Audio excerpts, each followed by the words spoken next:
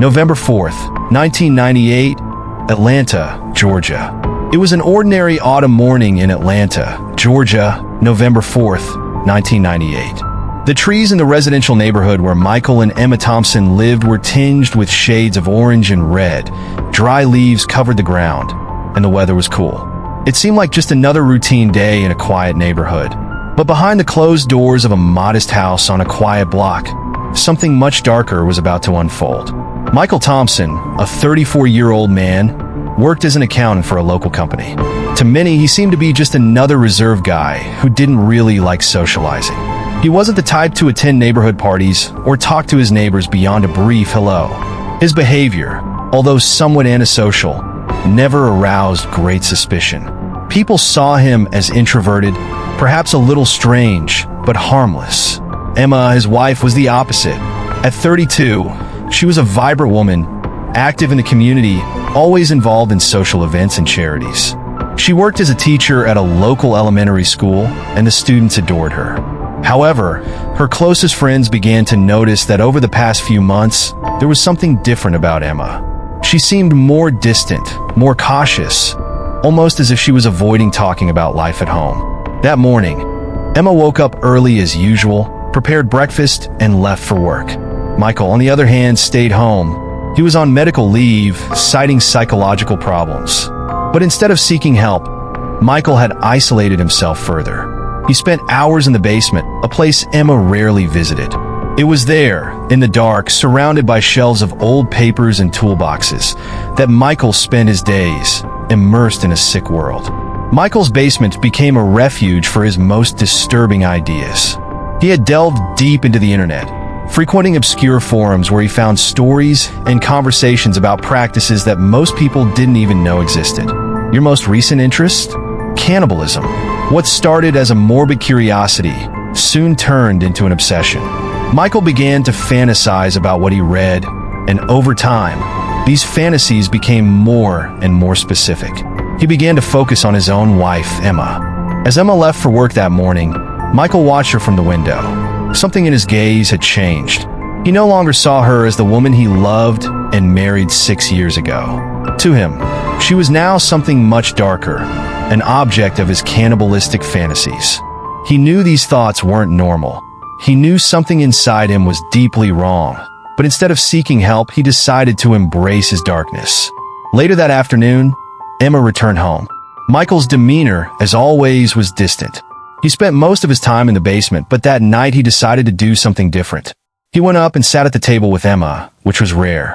They talked about trivial things, Emma's work, school events, but Michael wasn't really listening. He was studying Emma, watching her every move, every gesture. He wondered what it would be like to do what he had fantasized about. In the days before, Michael had begun to make a plan, but this was the first time he allowed himself to seriously contemplate how he would put it into practice. The thought of hurting Emma made him uneasy, but at the same time, he felt a strange excitement thinking about it. It was as if he was fighting a battle inside his own mind. A part of him knew it was wrong, but another part was being dominated by a dark, irrational desire. Emma, unaware of the danger that was so close, continued her normal routine. That night they went to bed as usual. Michael waited for Emma to fall asleep before getting up in silence. He went to the kitchen and stood in front of the knife drawer for long minutes, trying to control his thoughts. The air was thick with tension. He picked up a knife, felt the weight of it in his hands, but then, as if for a last thread of control, he put it back. It wasn't ready yet. Not that night. He went back to bed, but knew he couldn't escape his own thoughts.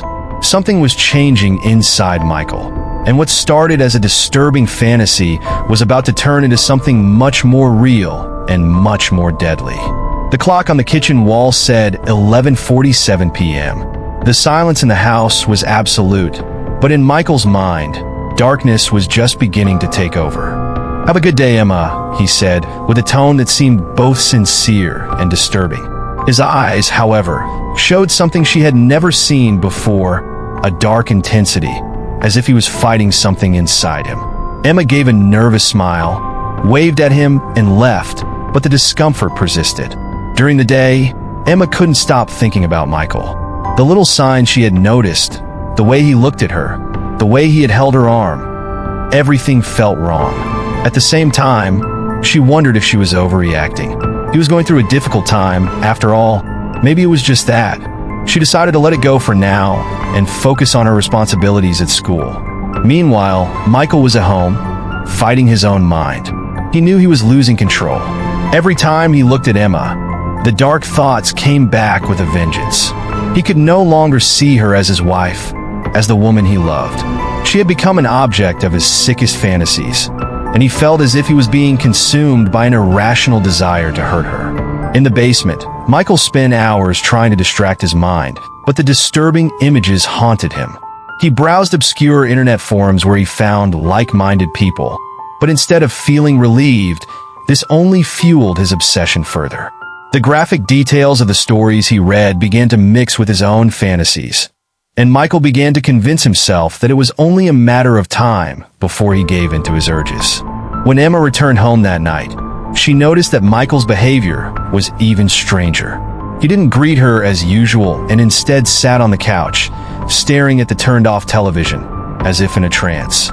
She tried to talk to him, but his responses were monosyllabic, and he seemed not to be present. "Michael, we need to talk," Emma said, sitting down next to him. "I'm worried about you." He looked at her, but again, that unsettling smile appeared on his face. "There's nothing wrong with me, Emma," he said calmly. "Everything is perfectly fine," but the look in his eyes said otherwise. Emma tried to insist, but he simply got up and went to the basement, locking the door behind him. She sat there, sitting on the couch, feeling the weight of tension in the air. Something inside her screamed that Michael was hiding something she might not want to know. November 10th, 1998 arrived with a heavy fog enveloping Atlanta.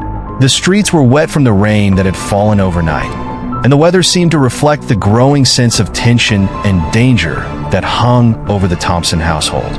Michael was determined to carry out the plan he had been carefully crafting, and the restlessness he felt was now turning into a sinister mission. In the days before, Michael had spent every spare moment meticulously planning what he would do. He studied the details obsessively, reading about similar crimes and strategies for committing the act without leaving a trace. In his mind, the plan was almost complete, but he needed one more step to make sure everything went as he wanted.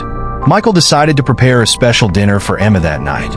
It was an attempt to normalize the situation and create an atmosphere that could divert any suspicion. He dedicated himself to cooking a sophisticated dish, something he wouldn't normally prepare. The idea was to create a false sense of normality, a diversion from what was about to happen. When Emma arrived home, she found the kitchen filled with delicious aromas.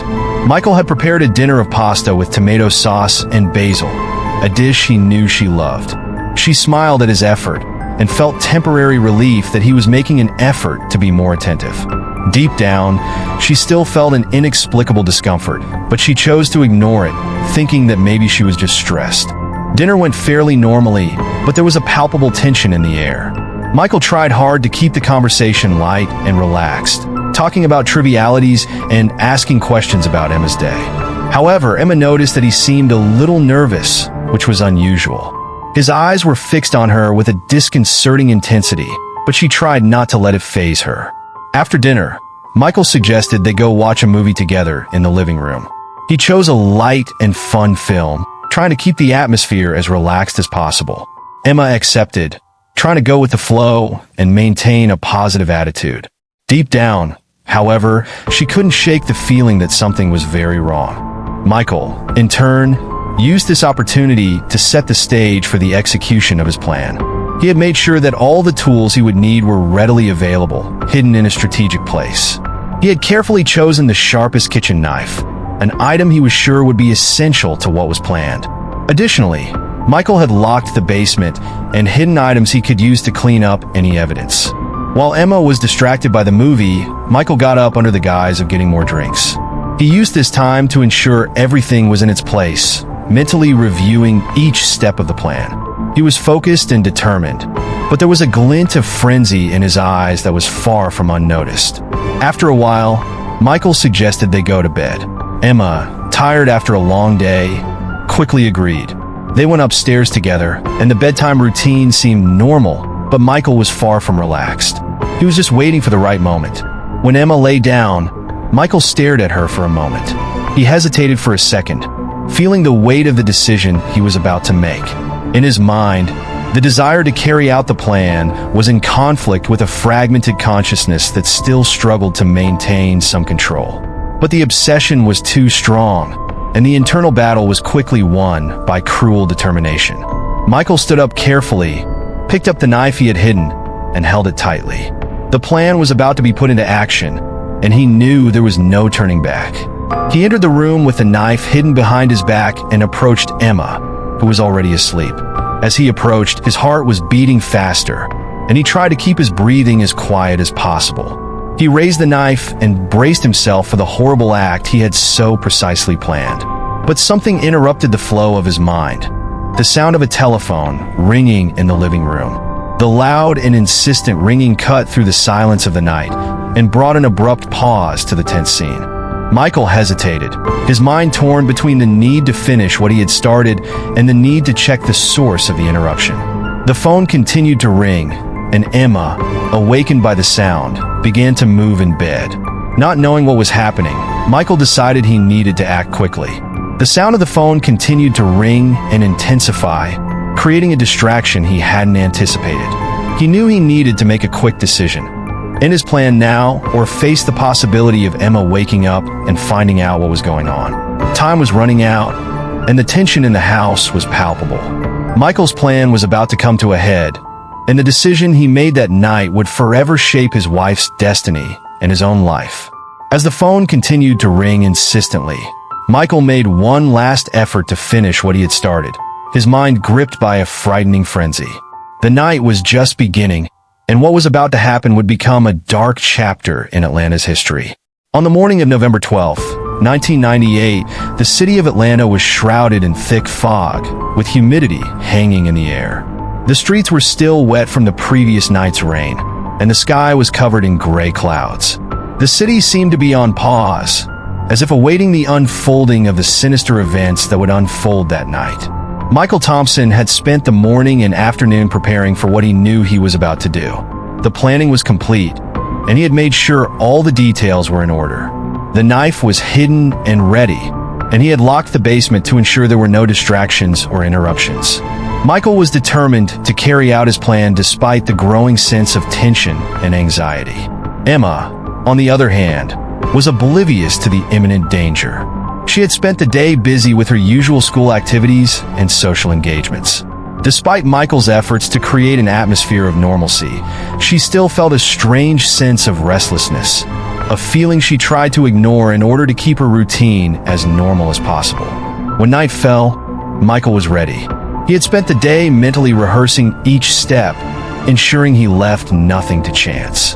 The knife was well hidden in the kitchen drawer, and he had carefully wiped away any dust or fingerprints. The plan was in its finest details, and Michael was determined to follow through. But the opportunity was running out. Michael knew he couldn't afford to hesitate. With sudden force, he lunged forward, knife raised. Emma screamed when she saw the threat, raising her hands to defend herself. Her scream echoed through the house, a sound of panic and desperation that Michael couldn't ignore. The fight that followed was quick and violent. Emma tried to stand up and fight Michael, but he overpowered her with the strength and determination that came from his obsession. The attack was brutal and desperate, and Emma fought with all her might, but the difference in strength and the surprise of the attack were too much for her. Finally, the attack ceased. Michael was panting, his face was pale, and his eyes were glassy. What had begun as a sick fantasy had now become a terrifying reality. Emma was lying on the ground, injured and unconscious. Michael, still shaking and with a knife in his hands, knew the act was complete. The silence in the house was oppressive. Michael looked around, feeling the enormity of what he had done. The weight of guilt and horror began to set in, but he knew he couldn't stop. He needed to hide what he had done, clean up any evidence, and create a story to explain what had happened. His mind was in a whirlwind, and he was preparing to deal with the consequences of what he had done. As he cleaned the place and hid the knife, the phone rang again. The sound that once seemed like a nuisance now seemed like a harbinger of something bigger, something that was about to change his life forever. Michael knew the silence was breaking and the truth was about to be revealed. What seemed like an ordinary November night was turning into an endless nightmare, and the future was about to unfold in ways Michael could never have imagined. The dawn of November 13th, 1998 arrived with an air thick and filled with an unsettling stillness. The sky was still cloudy, and the city of Atlanta seemed to be in a daze, as if awaiting the revelation of a disturbing secret that had been carefully hidden. Michael Thompson, after committing his horrendous act, was now immersed in a web of lies and cover-ups, trying to erase the traces of his cruelty. Michael spent the entire night cleaning and organizing the place. He had gone out of his way to ensure there was no visible evidence of what he had done. The knife, now covered in stains, was carefully hidden in a secret compartment in the garage, where he believed no one could find it.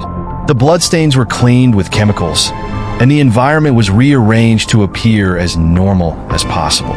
Still panting and in shock, Michael decided he needed a plausible excuse for what had happened. He mentally reviewed a plan of action.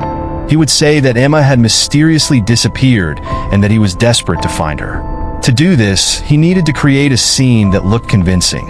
At around 5 a.m., Michael took out his phone and made a call to the police. His voice was full of panic and despair, and he reported that Emma was missing. He said the last time he saw her was when she went to bed the night before, and he couldn't find her anywhere. Michael was keen to emphasize the fact that she had never gone missing before and that he was concerned for her well-being. Authorities quickly arrived at the Thompson residence, led by Michael's urgent call. Police officers and investigators began examining the house, looking for any clues that could indicate Emma's whereabouts. Michael was there to welcome them, appearing distressed and collaborative. He offered information about Emma's routine and tried to demonstrate that he was doing everything he could to find her. As police investigated, Michael was questioned about the events of the previous night. His story sounded convincing, and he did his best to look worried and nervous. However, Michael's behavior began to raise some suspicions among investigators. Despite his performance, there was something strange about the way he acted, something that seemed out of place. On the same day, news of Emma's disappearance began to spread throughout the city. The community was in shock, and people gathered to help with the search. The case gained attention from local media, who began covering the story with details about Emma's disappearance and Michael's desperate attempts to find her. As the days passed, the search for Emma intensified. Police carried out thorough investigations, interviewing friends, family, and neighbors for clues. The case was becoming increasingly complex, and the pressure on Michael was growing. Although he tried to maintain a facade of genuine concern, he was sinking into a web of lies that was becoming increasingly difficult to sustain. During one of the investigations, a police officer found a small detail that didn't fit Michael's narrative. There were bloodstains in the garage, apparently cleaned but not completely removed. This raised additional suspicions, and investigators decided to look further into Michael's home. As the investigation progressed, Michael began to feel the weight of the consequences of what he had done. He knew he was drowning in a sea of lies and that the truth was beginning to surface. The pressure was building, and he was becoming more and more nervous. Finally, on November 15th, police found conclusive evidence that Emma had been the victim of a violent crime. Investigations revealed that an attempted cover-up had been committed, and the crime scene was revisited with a new perspective. Analysis of the evidence pointed to Michael as the main suspect, and the pressure on him increased considerably. Michael was called in for further questioning. During questioning, investigators confronted him with the evidence they had found. The tension in the room was palpable, and Michael knew his facade was about to crumble. The truth was finally emerging, and the lies he had so carefully constructed were crumbling. The discovery of the truth was a devastating blow to the community and everyone who knew Emma. Michael was arrested on murder charges, and the investigation revealed the terrible truth about what had happened that November night. The case shocked Atlanta and left an indelible mark on the city. As Michael faced the consequences of his actions, the reality of the crime he had committed fully set in. The act of violence he had committed not only destroyed Emma's life, but also cast a shadow over the city that would take years to dissipate. The Thompsons case was a grim reminder of what can happen when obsession and cruelty exceed the bounds of reason. The consequences of Michael's actions were deep and lasting, and the city of Atlanta was left scarred by the tragedy that unfolded that November night.